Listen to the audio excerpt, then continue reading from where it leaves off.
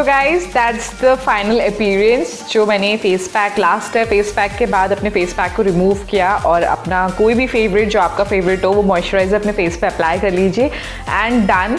इस पूरे ट्रीटमेंट से आपकी पूरी टी जोन पे जो वर्क हुआ है इससे आपके पूरे black heads white heads remove हो जाएंगे जैसा कि मैंने वीडियो में आपको बोला।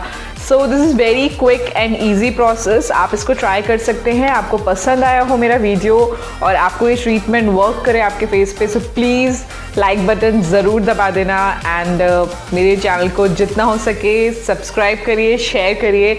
आपका प्यार मुझे जिस तरह से मिल रहा है ये भी ऐसा ही मिलता रहे। सो मैं आपके लिए अच्छी अच्छी वीडियोस लाती रहूँगी। सो सब्सक्राइब के साथ साथ बेल आइकन ज़रूर प्रेस करिएगा जिससे मेरे आने वाले सारे वीडियोस आपके पास नोटिफाइड हो सके और आप सबसे पहले देख सके।